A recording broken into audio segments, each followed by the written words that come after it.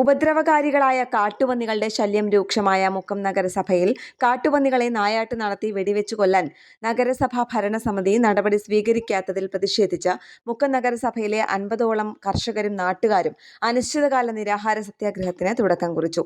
ആദ്യ ദിവസമായ വെള്ളിയാഴ്ച രാവിലെ ഉപവസിച്ചുകൊണ്ട് കൃഷിയിടത്തിലെത്തി ജോലിക്ക് ശേഷം വൈകിട്ട് 3 മണി മുതൽ നഗരസഭാ കവാടത്തിൽ കുത്തിയിരുന്ന് അനിശ്ചിതകാല സമരം നടത്തുകയാണ്. തുടർ ദിവസങ്ങളിൽ കൃഷിയിടത്തിലെ ജോലിക്ക് ശേഷം രാവിലെ 10 മണി മുതൽ നഗരസഭാ ഓഫീസിന് മുന്നിലെത്തി സമരം ആരംഭിക്കും. ഉപദ്രവകാരികളായ കാട്ടുപന്നികളെ നായാട്ട് നടത്തി വെടിവെച്ചു കൊല്ലാൻ നടപടികൾ സ്വീകരിക്കാനായി നഗരസഭാ ചെയർമാൻ PT ബാബുവിന്റെ നേതൃത്വത്തിൽ 2 ആഴ്ച മുൻപ് മണാശ്ശേരിയിൽ കർഷകർ, നാട്ടുകാർ, ഷൂട്ടർമാർ, കൗൺസിലർമാർ എന്നിവരെ വിളിച്ചു ചേർത്ത് യോഗം ചേരുകയും നായാട്ട് നടത്തുന്നതിനുള്ള മുന്നൊരുക്കങ്ങൾക്കായുള്ള കമ്മിറ്റി രൂപീകരിക്കുകയും ചെയ്തിരുന്നു. അന്ന് തന്നെ നായാട്ടിനുള്ള അനുമതിക്ക് ഷൂട്ടർമാരുടെ ജില്ലാ കളക്ടറെ കാണുമെന്നും യോഗത്തിൽ ഉറപ്പു നൽകിയിരുന്നു. പിന്നീട് ഒരാഴ്ച കഴിഞ്ഞിട്ടും നടപടികൾ സ്വീകരിക്കാത്തതായതോടെയാണ് കർഷകർ പ്രതിഷേധം സംഘടിപ്പിച്ചത്. നഗരസഭാ സെക്രട്ടറി, ചെയർമാൻ, വൈസ് ചെയർപേഴ്സണുമായി ബന്ധപ്പെട്ട് സെപ്റ്റംബർ 30-നകം പ്രശ്നപരിഹാരം ഉണ്ടാകുമെന്ന് ഉറപ്പു നൽകിയിരുന്നു.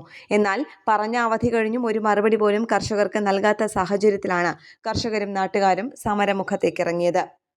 ന്യൂസ് ഡെസ്ക് കേരള പ്രണാമം.